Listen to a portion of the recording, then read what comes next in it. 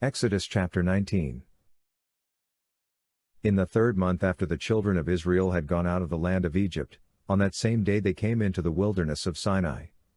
When they had departed from Rephidim, and had come to the wilderness of Sinai, they encamped in the wilderness, and there Israel encamped before the mountain. Moses went up to God, and Yahweh called to him out of the mountain, saying, This is what you shall tell the house of Jacob, and tell the children of Israel, You have seen what I did to the Egyptians, and how I bore you on eagle's wings, and brought you to myself.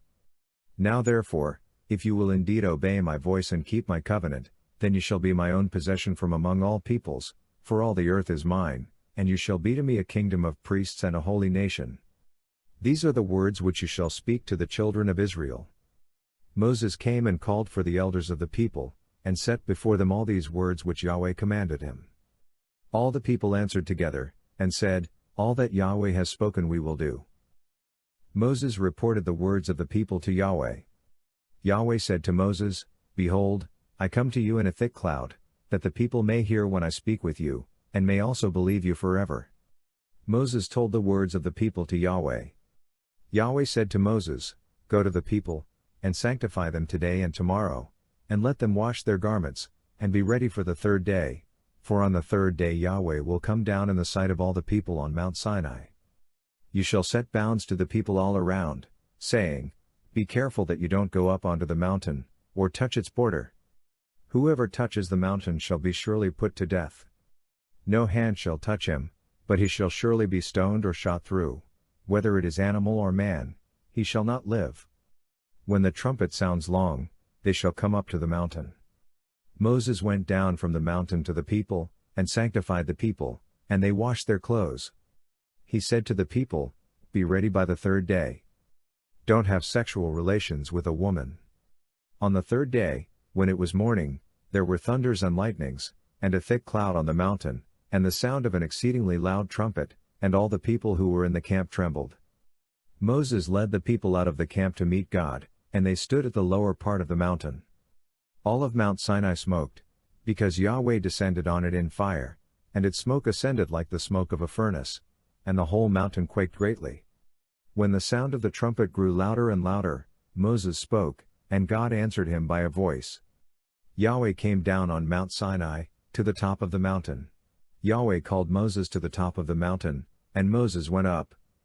Yahweh said to Moses, Go down, warn the people, lest they break through to Yahweh to gaze, and many of them perish. Let the priests also, who come near to Yahweh, sanctify themselves, lest Yahweh break out on them. Moses said to Yahweh, The people can't come up to Mount Sinai, for you warned us, saying, Set bounds around the mountain, and sanctify it. Yahweh said to him, Go down. You shall bring Aaron up with you, but don't let the priests and the people break through to come up to Yahweh, lest he break out against them. So Moses went down to the people, and told them. Exodus chapter 20. God spoke all these words, saying, I am Yahweh your God, who brought you out of the land of Egypt, out of the house of bondage. You shall have no other gods before me. You shall not make for yourselves an idol, nor any image of anything that is in the heavens above, or that is in the earth beneath, or that is in the water under the earth. You shall not bow yourself down to them, nor serve them, for I, Yahweh your God, am a jealous God, visiting the iniquity of the fathers on the children, on the 3rd and on the 4th generation of those who hate me, and showing loving kindness to thousands of those who love me and keep my commandments. You shall not misuse the name of Yahweh your God, for Yahweh will not hold him guiltless who misuses his name. Remember the Sabbath day, to keep it holy.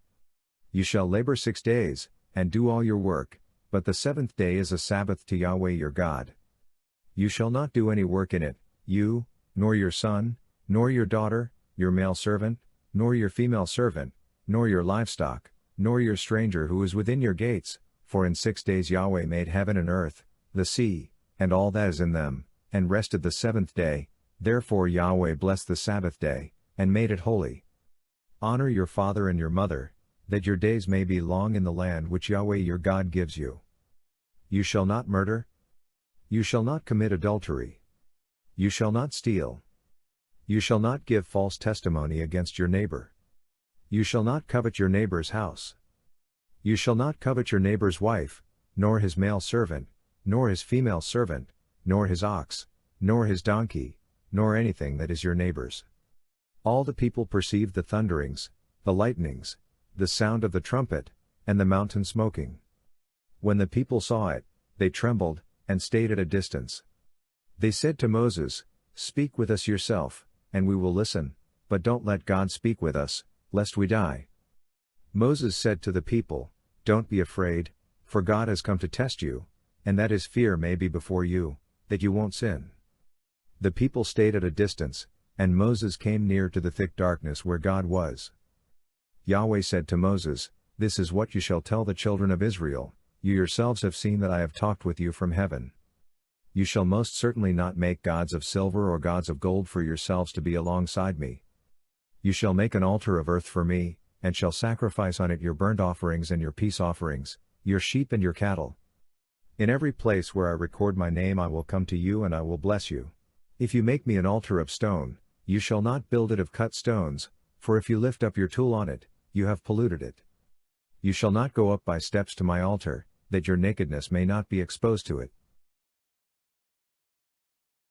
Exodus chapter 21. Now these are the ordinances which you shall set before them. If you buy a Hebrew servant, he shall serve 6 years, and in the 7th he shall go out free without paying anything. If he comes in by himself, he shall go out by himself. If he is married, then his wife shall go out with him. If his master gives him a wife and she bears him sons or daughters, the wife and her children shall be her master's, and he shall go out by himself. But if the servant shall plainly say, "I love my master, my wife, and my children. I will not go out free," then his master shall bring him to God, and shall bring him to the door or to the doorpost, and his master shall bore his ear through with an awl, and he shall serve him forever. If a man sells his daughter to be a female servant, she shall not go out as the male servants do. If she doesn't please her master, who has married her to himself, then he shall let her be redeemed. He shall have no right to sell her to a foreign people, since he has dealt deceitfully with her. If he marries her to his son, he shall deal with her as a daughter. If he takes another wife to himself, he shall not diminish her food, her clothing, and her marital rights. If he doesn't do these 3 things for her, she may go free without paying any money. One who strikes a man so that he dies shall surely be put to death, but not if it is unintentional, but God allows it to happen, then I will appoint you a place where he shall flee.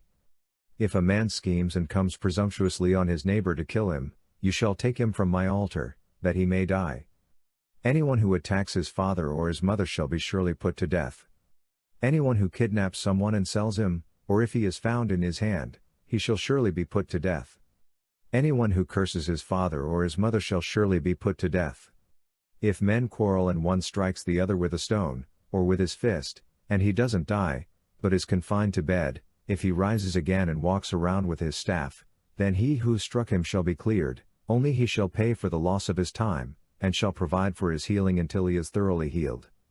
If a man strikes his servant or his maid with a rod, and he dies under his hand, the man shall surely be punished. Notwithstanding, if his servant gets up after a day or 2, he shall not be punished, for the servant is his property.